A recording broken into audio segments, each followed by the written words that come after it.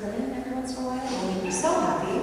I'm a multidisciplinary artist, primarily a musical theater writer, a director, a producer, a performer, as well as the co-founding artistic director of the Trans Entertainment Guild. Everything that I do is in service of queer and trans people and uplifting their stories. So I was absolutely thrilled to be invited to facilitate this particular session for today, as most of my work is based around trauma-informed community building. So thank you so much to Nat for thinking of me. Nat Elder, also a co-founder of the Trans Entertainment Guild. Nat, Jen Bradovich, and Robin Stahl for bringing me on, all of the speakers and performers who were here today, and of course, Marie Watt, for bringing all of us here through the cultivation of her art. So I want to introduce this by talking about stories. Why? Why do we share stories in the first place? So stories are the threads that weave through the fabric of human connection. They allow us to share our experiences, our emotions, our values with those around us. They are vessels carrying collective memory, showing us examples of resilience, courage, perseverance that help us navigate the complexity of our own lives.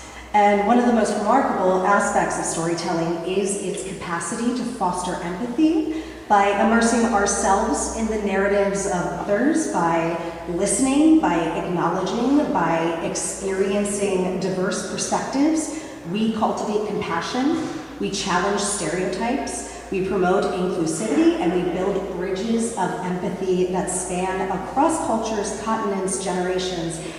And quite simply, the reason that we tell stories is because we want to be seen. We want to be heard. We want to find community, connection, and a sense of belonging. And through these blanket stories that Marie Watt has gathered, she has quite literally built a very rich tapestry of human experience. When I first saw the blanket tower, my mind was immediately attempting to draw parallels between the Tower of Babel. And as I read the tags, I saw that was not the case. Obviously, they're containing stories of those who have donated their blankets, and it became very clear that this tower is the complete antithesis to the Tower of Babel, and instead, it is a tower of connection and possibility. I found myself drawn to many different perspectives, appreciating each individual's words. And I also found some of my own validation and healing from particular stories of those who expressed their hardship or their trauma. And what I gathered from this monument is that stories aren't just about looking backward, they also inspire us to look forward. And they remind us that even in our lowest moments, there will always be a spark of hope that things can be different next time. Things can be different. We can collectively heal in the cultivation of a community. So today, I want to invite us to live in that reminder. I have copies of the stories here on the stand. And in the oral tradition of storytelling, I would love for folks to come up and read. And they're very short, so don't worry, they're very short.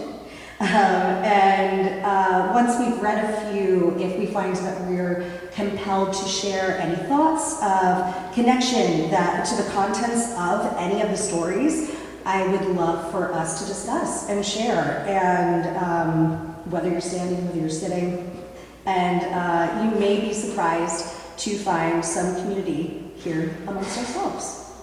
Also, a very quick content advisory that there are a few stories that touch on cancer, wildfires, grief, and death.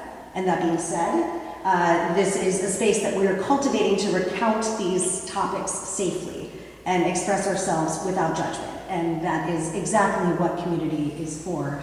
It is meant for each of us to hold each other up. So with that being said, is there anyone who would like to share a story?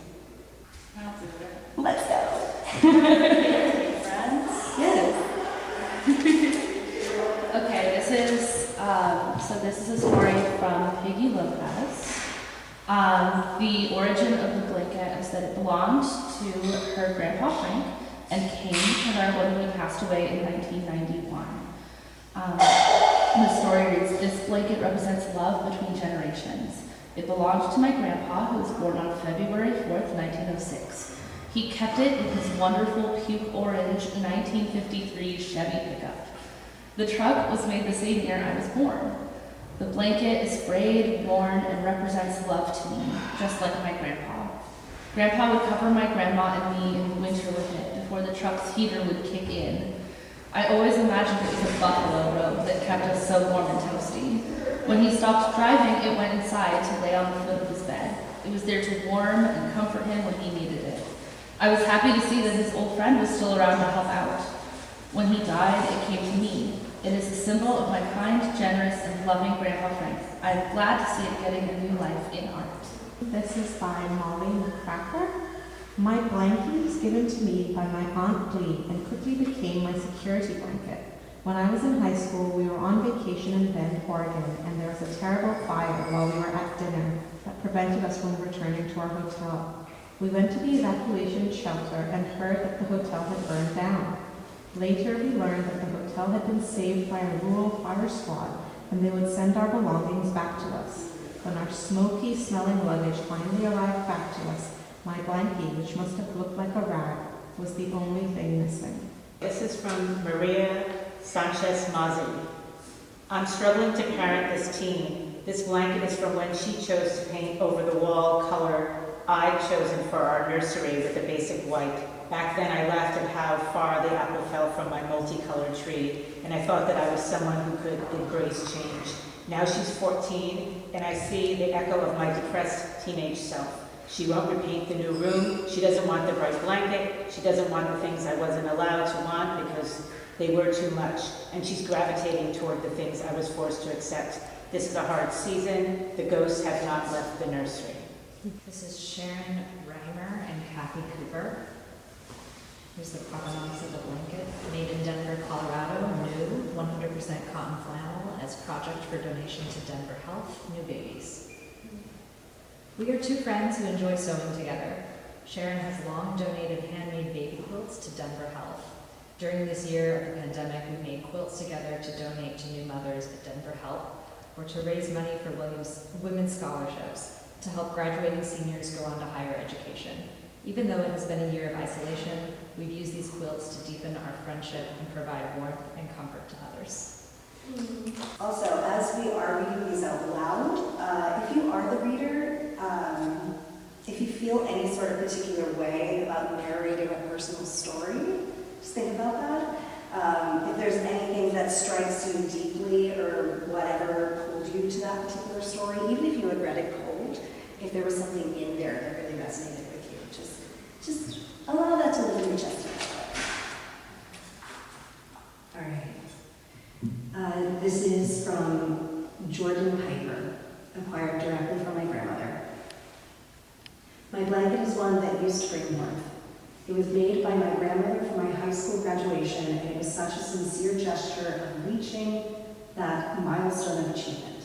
She makes one for each member of her family for big life events: graduation, marriage, and beginning a family. About 3 years after receiving this quilt, having moved to Portland, Oregon, and begun my undergraduate degree, I came out to her. I had just started my first relationship and embarked on the tricky journey of coming out to my family members. She decided to sever her relationship with me. I have since struggled with what I should do with this quilt, as the warmth that was once there, generosity, labor, love, has been stripped from it. Still, I have held on to it now for 10 years and realize I need to let go. Much like the journey that many queer people embark on when they come out, I have been incredibly lucky to be surrounded by people who I consider family, my chosen family. Parting with this blanket, untangled with complex emotions and homophobia, is incredibly freeing. A weight is lifted. My name is Laura, and I use she, her pronouns, and I do research on public policy to do my part to try to make the world a better place. I'm not going to read one of these stories because the one that most resonated with me was the first one that was read, so I'm going to share my thought on that, which is about Grandpa Frank, who was loving. And I had the image of them having the blanket over them in the Chevy pickup before the heater kicked in. I really liked that because I had a car that didn't have a heater, a formal heater, right? You had to sort of wait for the air to blow off the engine to warm you up, and I had a blanket in my car back in the day when I had a car, which is not now. So I think that, and I have grandparents on both sides who express love through blankets, and unequivocally. So I'm sad for that last story, and the first story is one that resonated a lot with me for those various reasons. Hi everyone, my name is Alex Santana. I'm curatorial associate here at Print Center, New York. I use she, her pronouns. I'm going to read to you Carmel F. Bendis' story from my fabric stash: corduroy, silk, upholstery, canvas, wool, flannel, and tamale bag, embroidered vision for blanket. Fabric and fibers have been a part of my family lore for as long as I can remember.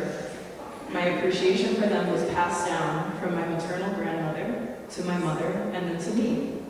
Blankets have a particular resonance. They exist in the physical realm, but serve almost a spiritual function. At their most fundamental, blankets are there to keep us warm from the cold. As a child, I'd use my mom's coat as a blanket when my parents would go out to a party and take me with them. It would get late and I'd want to go to sleep in something warm. Coats were typically laid on the host's bed, so I'd climb up there, find my mom's coat, it smelled like her perfume, and sleep wrapped in it until it was time to go home. But blankets also serve as our protection. Physically, they can shield us from the elements: rain, wind, snow, and sun. Emotionally, they can help console us during times of loss, grief, and failure. I can't tell you how many of my tears have been absorbed by some blanket somewhere, especially during college when I was homesick and missing everyone who I'd left behind. But more than anything, blankets are a kind of home. They are a mobile piece of our domestic lives that we carry with us anywhere we go in the world. Whenever I travel, I always pack a blanket. It grounds me and keeps me connected to my house, my family, my friends, and the places where I feel safe and secure. The smell of the blanket, the smell of nostalgia, the smell of your childhood. I'm still very much sitting with the queer story. Because I think of my own grandmother, and that I actually never had the opportunity to come out to her because she had Alzheimer's and passed away. And I do remember during my transition that she would look at me in a very peculiar way. She didn't recognize me, but she may have recognized me. And she is someone who I associate with very particular items, like my blanket. And it's odd in this moment to think, I have no idea where it is.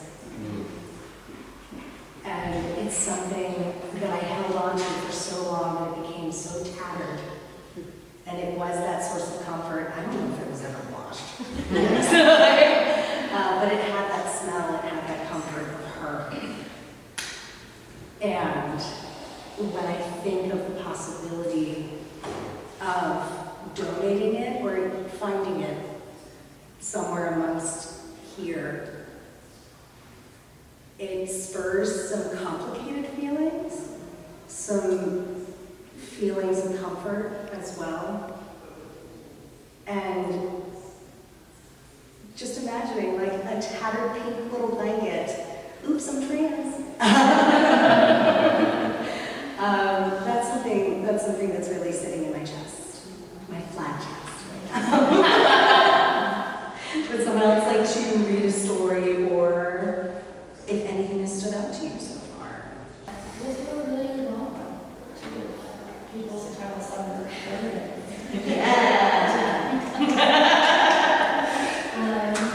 The story is from Sandy Jewel Shearer, Cherokee Nation, Irish, Scott, England.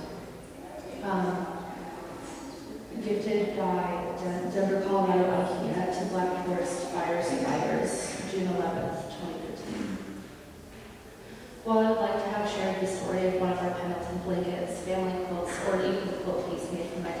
Western shirts in his memory.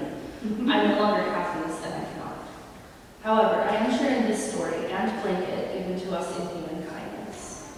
On June 11, 2013, a wildfire started only moments away from our home located on 5 acres of forested land north of Colorado Springs.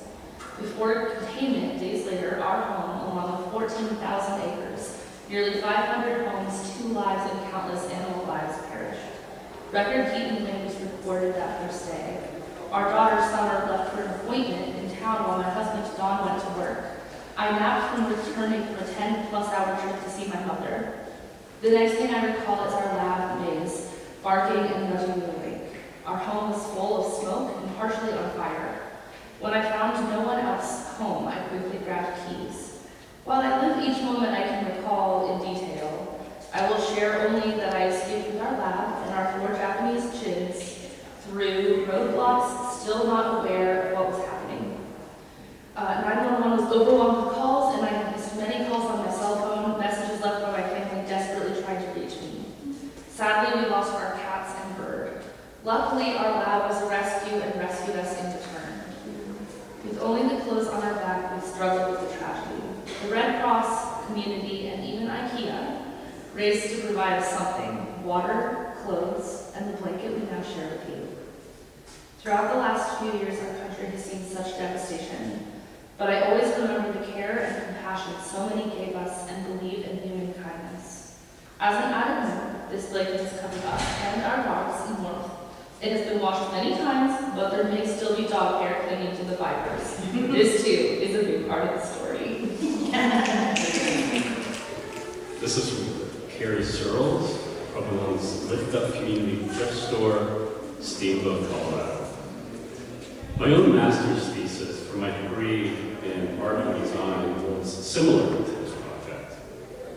I wanted to honor the stories of objects from our community thrift store.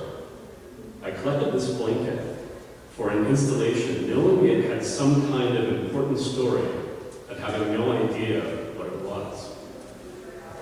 I was drawn to the shape, a human form, and the fact that it was wool.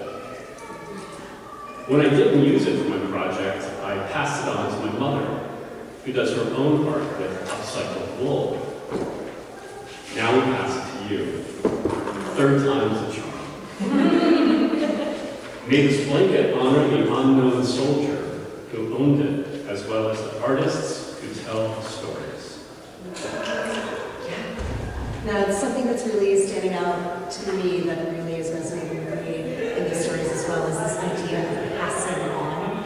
That it's, you know, the whole thing where, like, if it doesn't spark joy, don't pass it on. There is a very real possibility that something that does not spark joy can spark joy for someone else.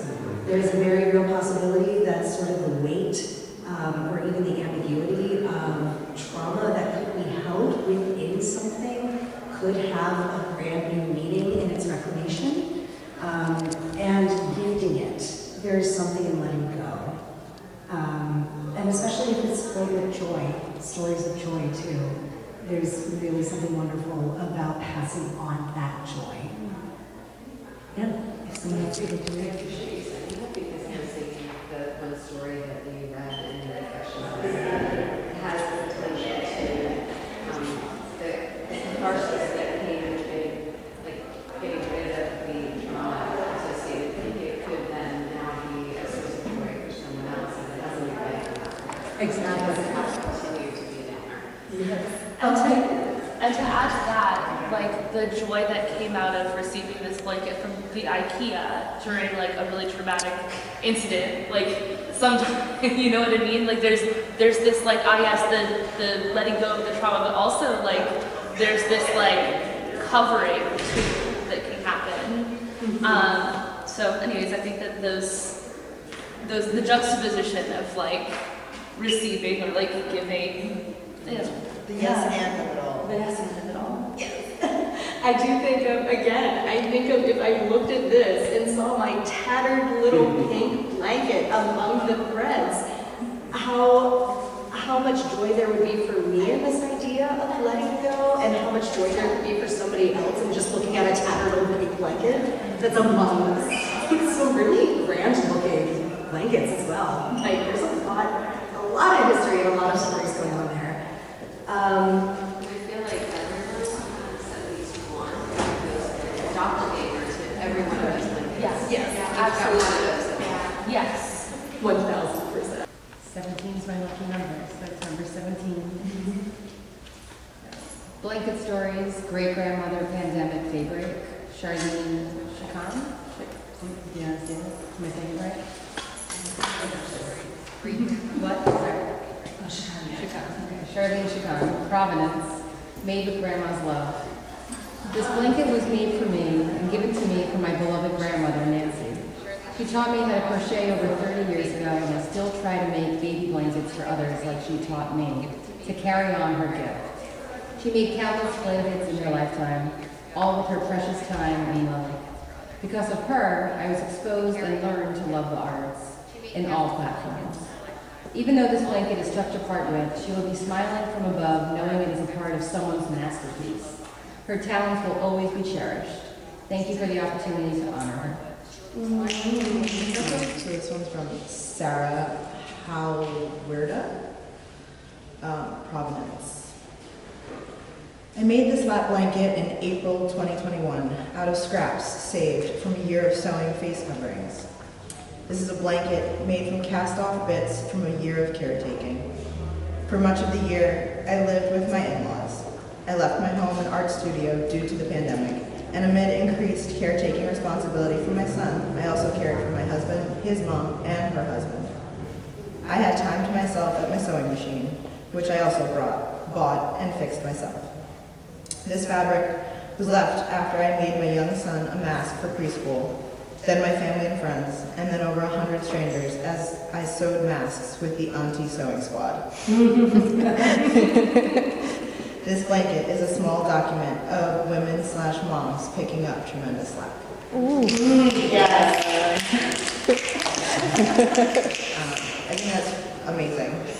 And I love textiles and things like that. And my grandmother was actually a seamstress back in the day. And she, so incredible in how she had the support/education. She immigrated from Colombia when my dad was 12. So coming to a new country and just dove into finding a job with something that she knew. She could have done so much on her own, and she has dementia now. So there are still her sewing machines down in the basement. Mm.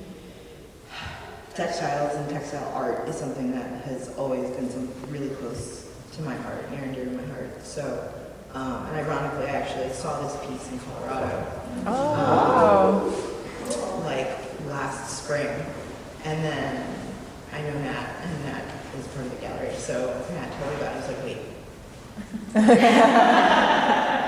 I know that piece. Wow. So I really wanted to hear a little bit about it in a deeper sense. Hartfield Mendez, Provenance, a baby quilt begun by Bernice Stewart Hartfield in early 60s in Mississippi and finished by me, her daughter, in 2006, a gift to her in Atlanta. My mother was a wonderful seamstress and sewed many clothes and items for her home and us growing up. But one project was never finished. I was her eldest child, born in 1961. She began a quilt for me, I believe before I was born, but possibly just after. As I was helping her clean out her closets many years later, we found the quilt pieces. I took them home with me. Then in 2006, I had a medical event that was very serious. During convalescence and recovery, which lasted months, I pieced the quilt pieces together and completed the quilt. That was her Christmas gift that year. It was a mutual gift. Her quilt pieces from my babyhood meant as a gift then and became part of the fabric of my recovery decades later. And that quilt became one of her treasures in the last years of her life. The piece I'm submitting is a collection of quilt pieces I cut from the pattern she had used and is similar to the square that made the quilt. All the cloth is also from her house, from her sewing room that I have since cleaned up after her death. Not necessarily bringing an end of an era to anything, but solidifying it into something tangible that you can gift again to somebody else. or to an art installation so that that story can be passed on. It's incredible the ways that our lives and the lives of people who have passed can continue forward in something warm and tangible among many others. There's a few stories left. Would anyone else like to read? I want to read another one.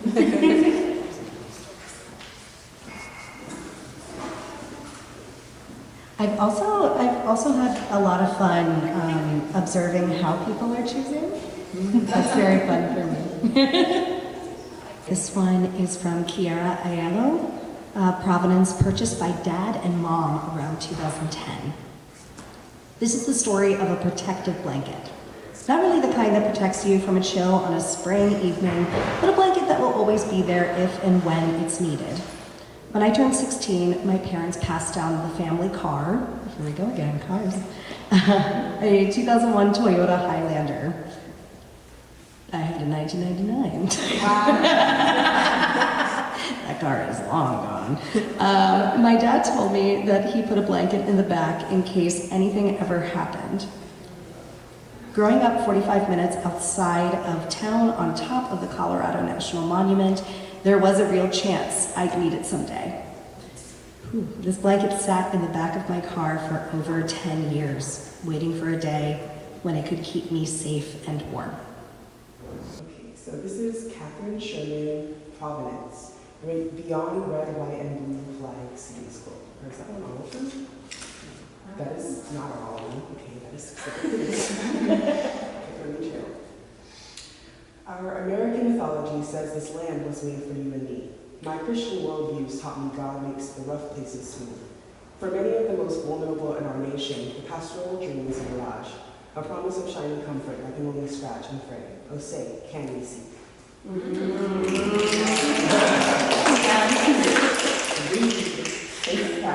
Cosby. Provenance given to me after my mother's death. My sisters, Carrie Alwiski, made this blanket to honor our mother who has dying from brain cancer. Our mother taught us to meet and to give the final project to a friend or a relative who needed to be kept warm. Now our mom needed to be kept warm. Today is the 50th anniversary of her death. She will be honored forever as a part of your art. Again, to honor a human being through art is one of the greatest gifts. Regardless of what it may carry, just the passing on is an incredible honor. My home is surrounded by my grandmother and great-grandmother's Afghans, quilts and crocheted/knitted doilies, hats, scarves, vests, and gloves. They evoke times gone past and wonderful memories of homemade biscuits, fried chicken, and fresh greens. It was too difficult to part with her quilts or blankets, but I'm sending a crocheted piece from a pillow. Granny never wasted any material. I couldn't bring myself to cut it off the pillow, but finally did after looking at it for days. I'm honoring her memory and all the love she gave me and my siblings. Thank you for allowing me to share. This is from Samantha Geisinger. Provenance, hand knitted by my mother, Patricia, Polish last name, Patricia Zikowicz, maybe, in Denver, Colorado. My mother died suddenly on December 12, 2012, in Denver. My family drove to Denver, and when I arrived at her home, I had taken some things that I wanted to remember her by. I grabbed this blanket. It's soft, it has a nice size, and I will leave it out for my 4 sons to hold and to remember their me mom. There is a small hole in the blanket. It was caught in the recliner and torn. I've not fixed it because I want to remember everything, even the flaws.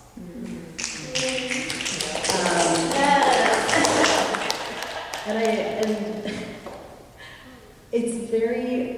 it's wonderful how many details are actually stored in your brain And it really does, what that sense memory, that sight memory, just whatever memory can conjure it from deep in the depths of whatever lobe it may be in.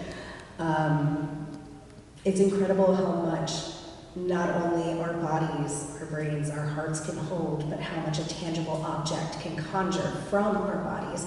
It's not just that the object holds those things, it's that we hold those things. The object is the wonderful reminder. I don't know, I want everyone to just take a second and just look at this sculpture. And just look at it. And there are so many more stories, there are so many more people who are alive, who have passed, who have been honored. There's a lot of grief, there's a lot of joy, there's a lot of protection, there's a lot of warmth that is contained in this sculpture alone. There's a lot of stories that we haven't even touched on or read. There's many of them that I can't see because I'm short. There's also a lot of diversity. Which is great. Yeah. So I'm excited for us to finish out by listening to some music. And also, as we do listen, I think everyone should take the time to just really look at this thing and to really appreciate it and to appreciate the histories, plural, that is contained in one tower. That is not the Tower of Babel, in fact. It is a tower of memory and cohesion and love. And it is standing impeccably tall. Very tall. Again, I'm short. So yeah, I think we want to go ahead and listen. I can't see. What is it? For anybody who read a story. Oh, yes. For anyone who did read a story, we do have a parting gift for you. So if you would like to see Jen over here, and also if any of these stories resonated with you, if you read them or not, if you would like to take that with you as well, please feel free. And then let's listen to some music, drink some wine, look at this awesome sculpture. Thank you so much.